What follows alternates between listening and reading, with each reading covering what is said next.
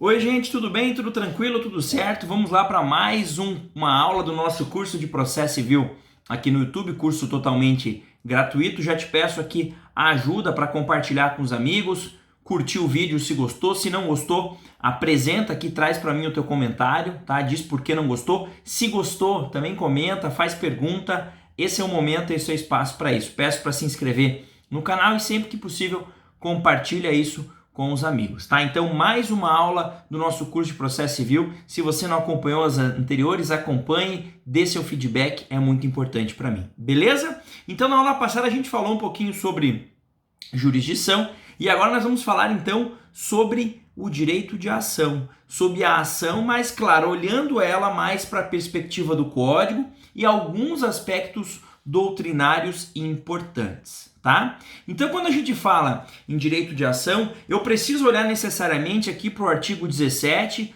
o artigo 18, o artigo 19 e o artigo 20 do Código de Processo Civil, tá? Eles vão trazer para a gente, esses artigos, os elementos da ação e também as condições da ação. Muito cuidado com isso. Muita gente, quando você faz essa pergunta em prova, quais são os elementos da ação ou quais são as condições da ação, é muito comum ter essa confusão, tá? Os dois não se confundem, elementos da ação são uma coisa, condições da ação são outra, mas os dois têm íntima relação, tá? Então vamos começar pelos elementos da ação.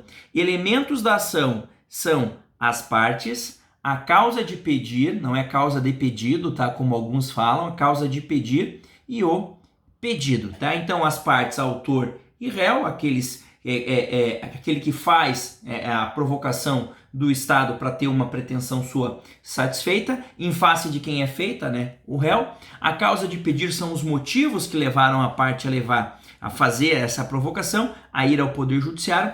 Lembrando que a doutrina costuma dividir essa causa de pedir em causa de pedir próxima e causa de pedir remota, classificando basicamente como causa de pedir remota os fundamentos, os fatos, melhor dizendo, e a causa de pedir próxima os fundamentos jurídicos, tá? É muito comum essa classificação que é feita aí pela doutrina.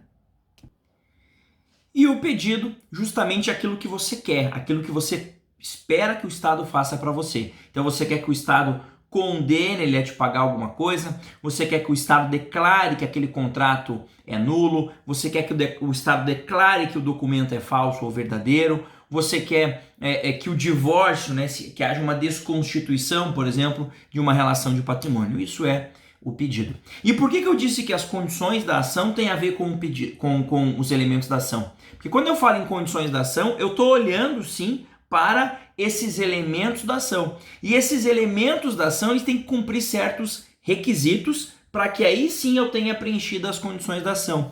Vejam ali o que diz o artigo 17 do Código de Processo Civil. Ele diz assim: para postular em juízo é necessário ter legitimidade, ter interesse e ter legitimidade. Então aqui nós temos as duas condições da ação previstas no novo Código de Processo Civil. O interesse de agir ou interesse processual e a legitimidade das partes. Deixa eu só apagar aqui que fez um sonzinho aqui do WhatsApp no computador. Então, interesse de agir ou interesse processual, legitimidade das partes, tá?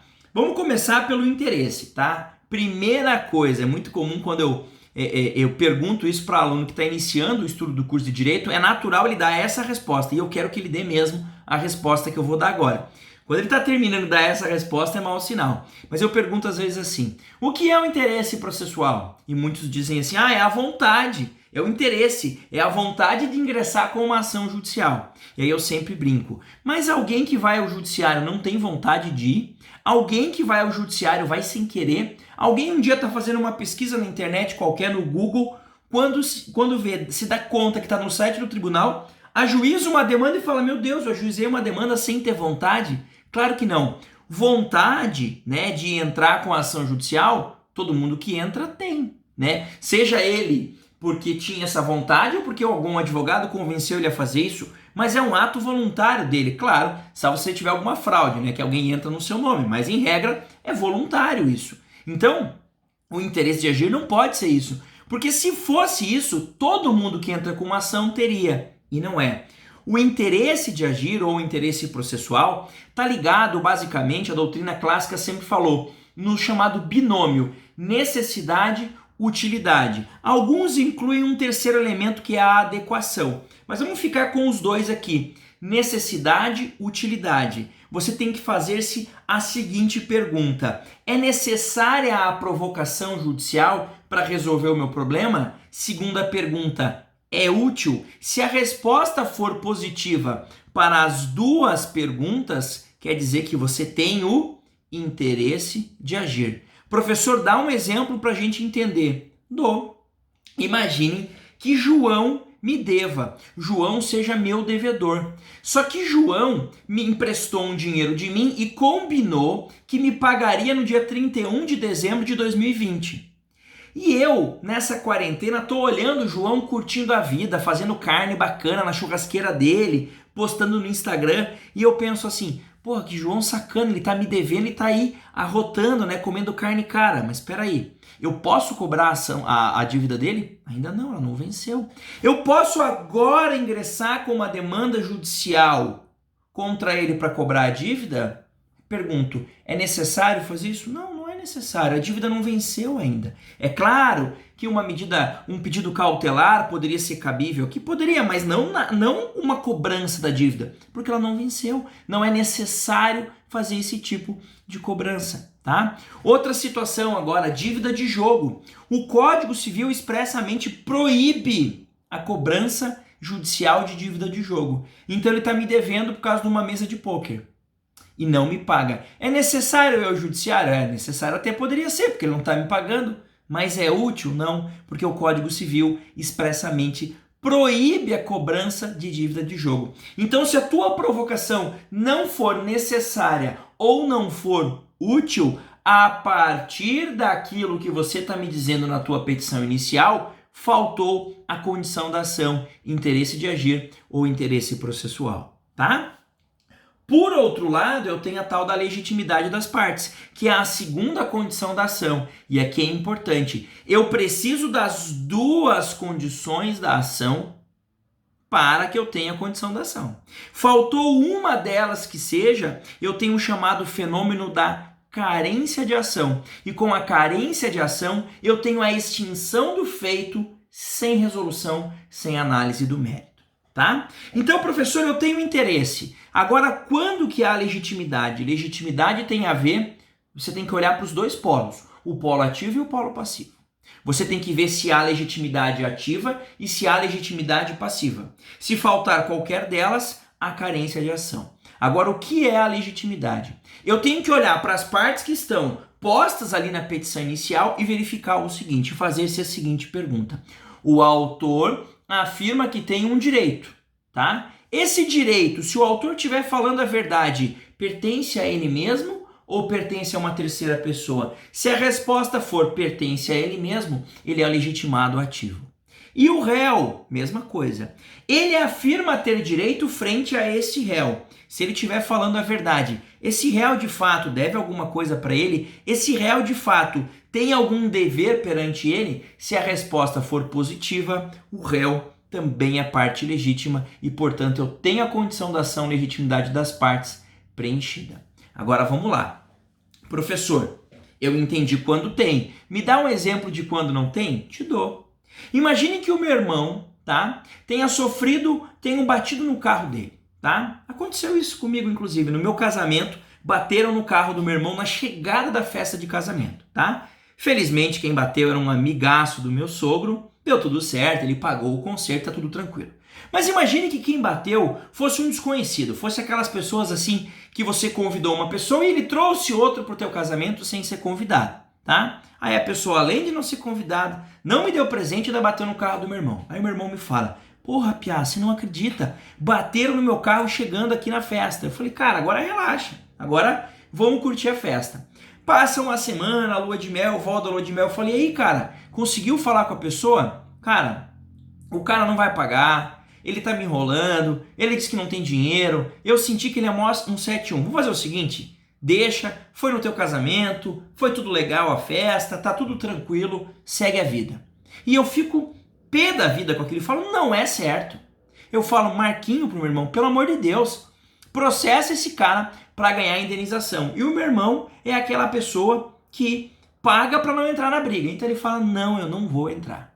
Eu posso chegar pro juiz e dizer, juiz, no dia do meu casamento, o meu irmão estava indo para festa, um momento bacana, ele era meu padrinho, meu irmão mais velho, eu estava feliz da vida com o meu casamento, bateram no carro dele. E eu quero que indenize o Marquinho. Pode? Não pode.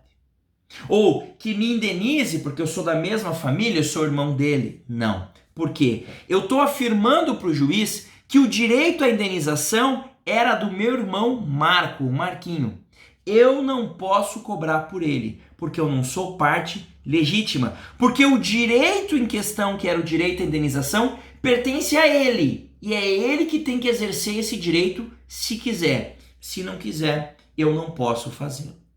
Beleza? Nesse caso, se eu fizesse isso, o juiz vai olhar, olha, Guilherme, tudo que você está falando pode ser até verdade, mas o direito pertence ao Marco e não a você, por isso eu vou extinguir sem análise do mérito. Vejam, ele não vai dizer que o cara tem culpa ou não pelo acidente, ele vai simplesmente dizer que faltou uma das condições da ação, no caso, o legitimado ativo, tá? Agora me dá um exemplo, professor, de parte ilegítima no polo passivo. Inverte.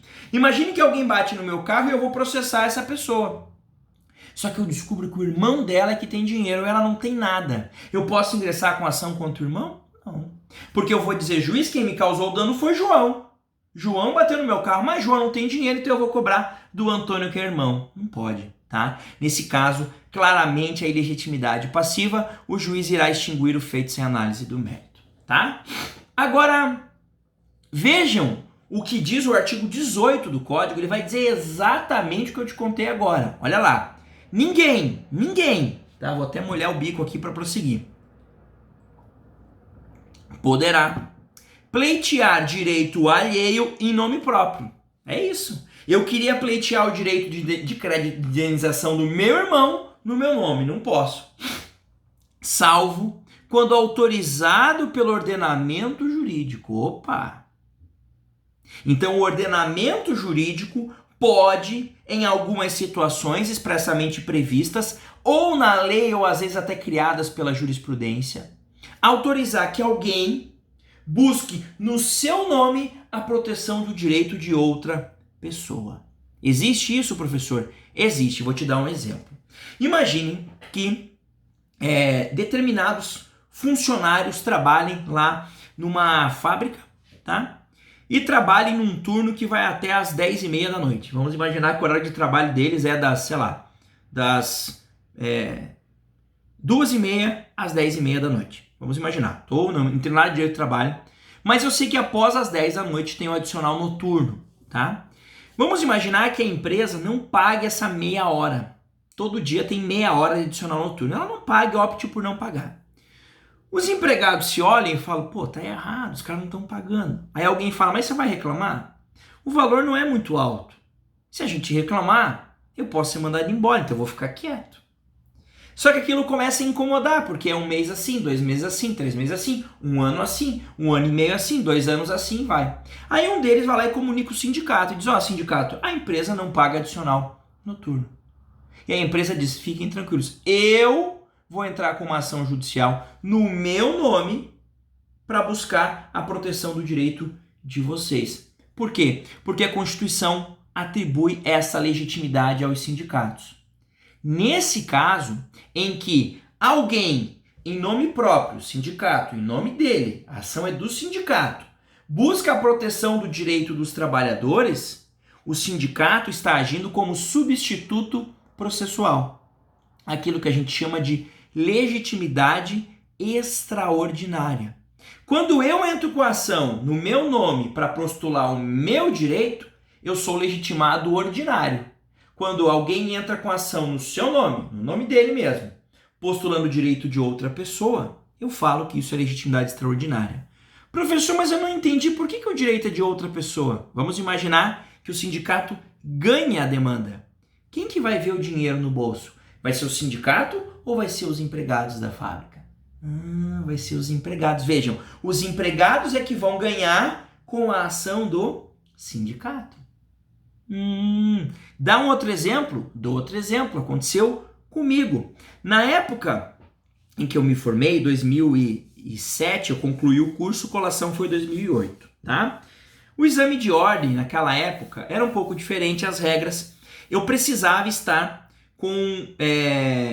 concluído o curso na data da inscrição, tá? Era o que dizia o edital.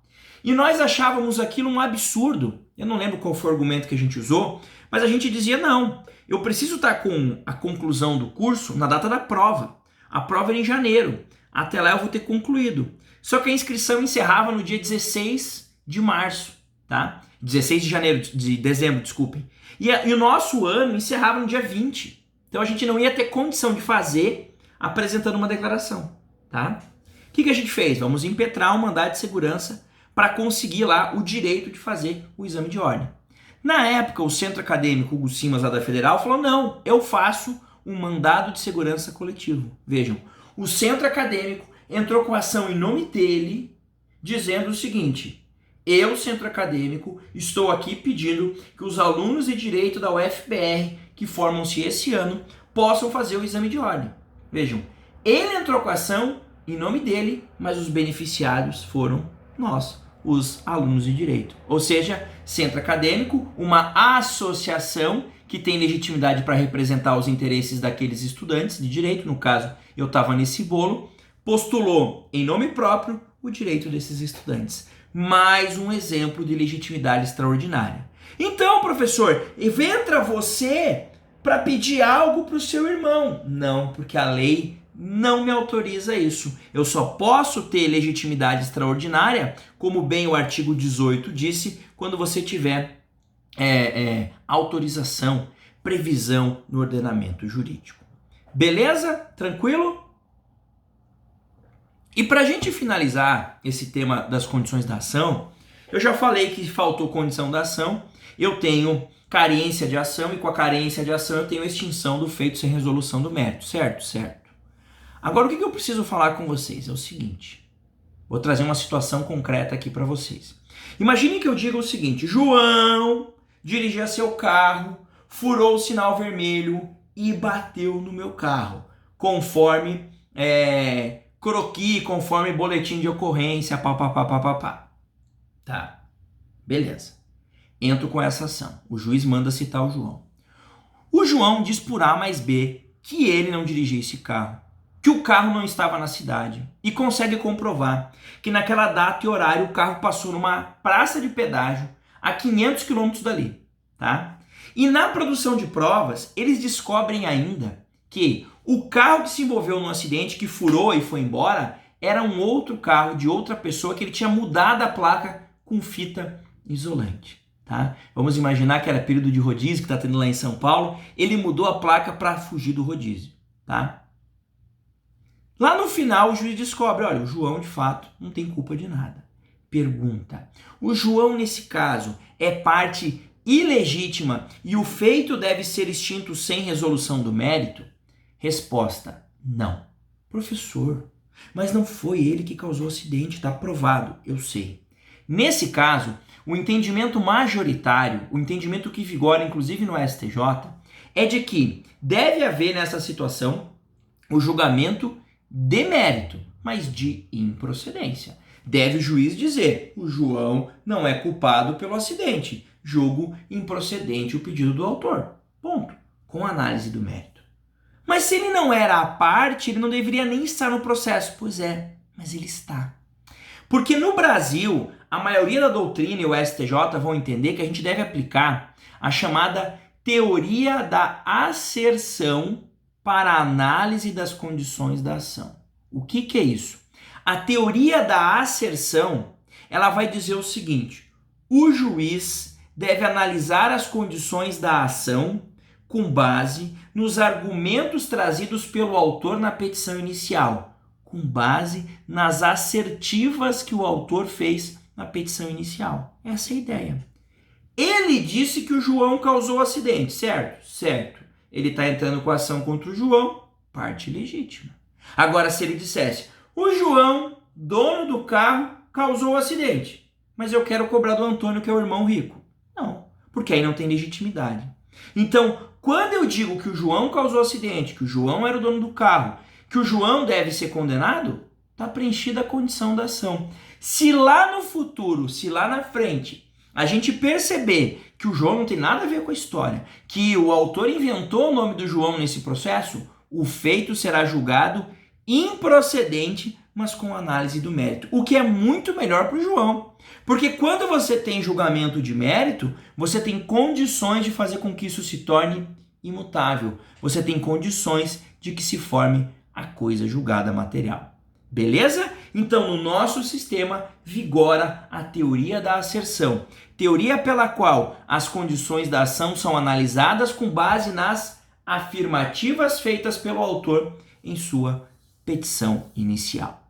Beleza? Tranquilo? E para a gente fechar, tá? Eu quero trazer uma última observação que tem a ver com o interesse de agir, tá?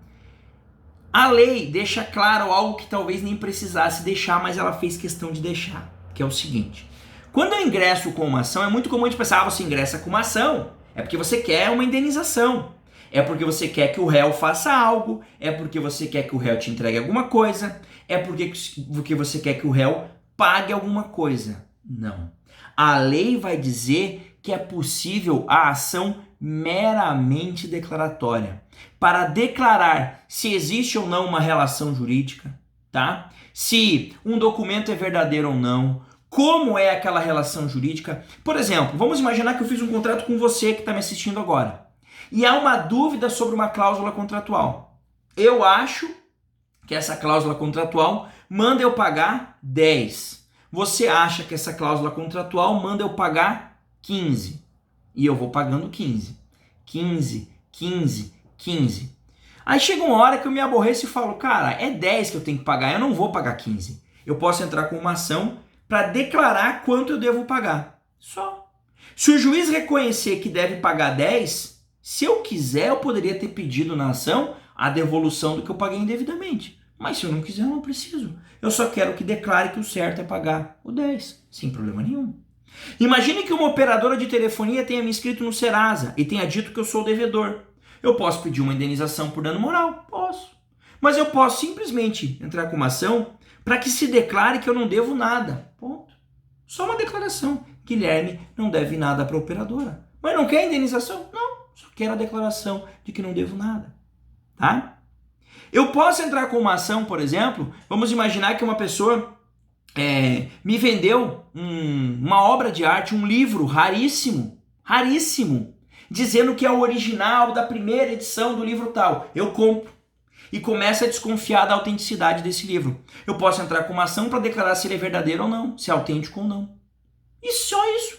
Não preciso nem pedir indenização. Vou ter apenas declaração. O documento é verdadeiro ou o documento é falso, sem problema nenhum, tá? Isso está ali no artigo 19, no artigo 20 do Código de Processo Civil. Beleza? Com isso, fechamos aqui um pouquinho dessa noção do Código sobre o Direito de Ação. E aí, aproveitando que temos uns minutinhos aqui para não estourar, passar mais de 30, só falar um pouquinho que o direito de ação, ele tem caráter constitucional, tá? E é muito comum alguns dizerem assim, ó, a ação foi julgada procedente, é muito comum nos sistemas de andamento processual. Tem a seguinte frase, julgada procedente a ação. Gente, a ação, o direito de ação é um direito que você tem de provocar o judiciário e ter uma resposta. Quando você ganha uma demanda, não é a ação que foi procedente. Você exerceu o teu direito de ação e o mérito desse teu direito de ação é que foi julgado procedente. Quando você entra com uma ação e perde, você exerceu o seu direito de ação e no mérito perdeu. Então o direito de ação ele não é procedente ou improcedente. Você opta por exercer ou opta por não exercer. Tá? Então não tem aqui, o Estado não faz esse juízo assim, você não tem direito de ação. Direito de ação você tem, que é o direito de provocar o Estado para ter uma resposta. Esse direito vem descrito no artigo 5º, inciso 35 da Constituição, e tem a ver com a inafastabilidade do Poder Judiciário, a chamada cláusula do acesso à justiça. Beleza? Essa é uma aulinha mais teórica, é natural, tá? Então, se você ficou com alguma dificuldade, assiste de volta, mas é uma aula mais teórica. mais complexa, tá? Na volta, na próxima aula, melhor dizendo, a gente vai falar um pouquinho sobre os limites da função jurisdicional, tá? Professor, o Brasil pode julgar todas as causas? Imagine que eu, professor, tenha perdido um voo lá na França por culpa da Air France. Será que eu posso processar a Air France aqui no Brasil? Será que isso é possível? E um morador que veio aqui, uma pessoa lá da Itália, que estava passando férias no Brasil e perdeu um voo da TAM, mas ele resolveu ficar por aqui. Ele, italiano, pode processar a companhia aérea brasileira aqui no Brasil? Para responder a essas perguntas que a gente vai tratar, então, dos limites da função jurisdicional. Quando o Brasil pode julgar uma causa? Quando o Brasil, só ele pode julgar uma causa. Imagine que um italiano viva aqui no Brasil, tem vários bens imóveis, vários apartamentos no Brasil, vai para a Itália visitar a família e morre lá. Todos os seus herdeiros são italianos. Será que o inventário dos bens vai ocorrer lá na Itália ou vai ocorrer aqui no Brasil? Tá? Porque a gente se preocupa muito com competência. Onde vai o inventário? Vai ser Curitiba, São Paulo? Não, mas pera lá. Vai ser no Brasil? Esse é o primeiro questionamento que a gente tem que se fazer, tá bom? Na próxima aula, então, a gente vai ver esse tema aí com bastante detalhe. Um grande abraço, bons estudos e até mais.